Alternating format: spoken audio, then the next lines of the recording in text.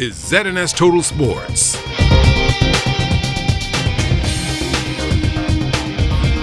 Good evening, Bahamas. I'm Ahmed Knowles with your Saturday sports. We are live here at the Baha Convention Center for the second day of the Islands of the Bahamas basketball showcase. We were roughly 30 minutes away from tip-off between the fourth game of the day between the University of Kansas City Roos and the East Carolina Pirates. Now, 30 minutes ago, the Liberty Flame would punch their ticket to tomorrow's final by taking down the Rice Owls 71-59. But before we get to more from tonight's tournament, a quick check on what's happening around the country.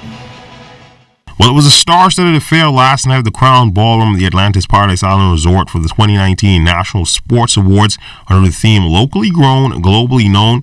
Local athletes and federation heads were highlighted for the accomplishments and contributions to sports over this past calendar year. A total of 19 awards were given out over the course of the 3-hour event, with the most coveted award being the Prime Minister's Award for Athlete of the Year. This went to track and field superstars Stephen Gardner and Shawnee Miller-Weibo in the male and female categories. B3A's president, Drimiko Archer. Boy, this is a wonderful evening for track and field. I think it vindicates us and it demonstrates that we have put in a whole lot of work at every level. I was pleasantly surprised when Terrence Jones would have won the Rising Star Award. It is, I mean, I've been preaching the gospel of Terrence Jones, and I'm very, very happy that he would have won. And of course, the dominance of Stephen Gardner and Shawnee Miller is evidence of all of the work that they've done this season and in previous seasons. And this is really just the penultimate step towards an exciting year, 2020. Also cleaning up was basketball, as the Bahamas Basketball Federation for the second year in a row took home the top prize for Top Federation, as well as a host of other awards. Big night for the Federation. You guys won multiple awards. Just tell us a bit about tonight. Well, I feel tonight is indicative of the hard work and dedication put on by myself and the executives of the Federation, not to only impact the local community but the country at large. As you can see, we were able to win the National Team Award with the Under-16 team that qualified for the Tournament of America, which was coached by Quinton Hall, who also won the Coach of the Year. We were able to win the most tourism impact, and when you look at tourism impact, even though Buddy Hield won that, when you look at the tournaments that are here from the basketball, which is Battle of Atlantis, John Canoe Jam, the Gombe Shootout, Bahamas Shootout, and Summer Thunder Tip-Off Classic. You know, we bring a lot of tourists to this island, and that impact the country at large for tourism. I think, and then we win the Federation of the Year, which is 2 years in a row we were able to pull off the Federation of the Year, and I think that's a sign of our hard work and dedication to what we do for basketball to impact the community.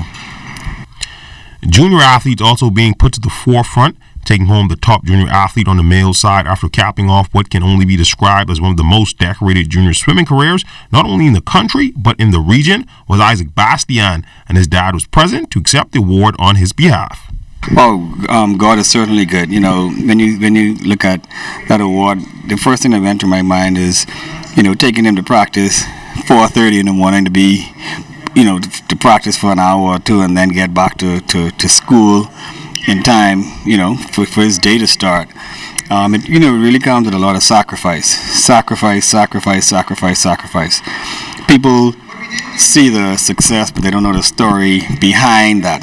And just want to encourage all the other athletes out there who may look up to him and look up to other athletes like him. Continue to press on, continue to work, pay attention to the details, and everything's going to be all right. In sailing news today, 3 of the country's top junior sailors, along with their coach, set the course for an historic sail. Craig Ferguson II, Finley McKinney Lambert, and Mary Jack Nash, along with their coach Keir Clark, set out from Montague Bay to Lyford Key this morning. The 3 junior optimist sailors will be representing the Bahamas at the upcoming Junior Sailing Olympics Festival in Jensen Beach, Florida. The historic sail took place to assist with covering the costs associated with getting the 3 sailors to the Junior Sailing Olympics. The venture was historic, as no junior sailor has ever sailed this course. We got to the end post in Lyford. We did some celebratory jumping off the post, and we just got back in and packed the boats away at exactly 3 o'clock. I think the whole journey, including the stop at Blue Sail for a little bit of food, took around 5 hours. It was a great trip. The weather was perfect. The kids did really well. We enjoyed both sailing on the inside in the nice flat water and hugging the coast and looking at all the different buildings and hotels and resorts. And then the second half, after Blue Sail, we sailed right outside the reef and we experienced some big waves, some big swells. We passed the surfers at Love Beach, and all in all, it was a fantastic experience for the kids. And I dare say it looks like the kids achieved their fundraising goal. In news from the NBA last night, Buddy and the Sacramento Kings dropped to 6-8 after falling to the Brooklyn Nets on the road 116-97. Buddy posting 16 points and 5 assists in the loss. Next up, the Kings will have to match up with the Washington Wizards.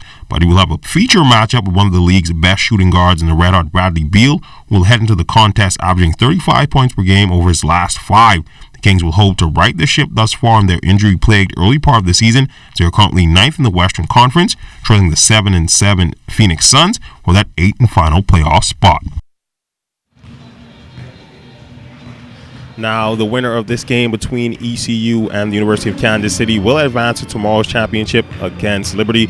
Now, college basketball not only being played here in the capital, but the Bimini Jam also getting underway yesterday as we had the University of Duquesne. They would take down Loyola Marymount 69-63. And that's all the time we have here for you for sports. Quick check on weather is up next.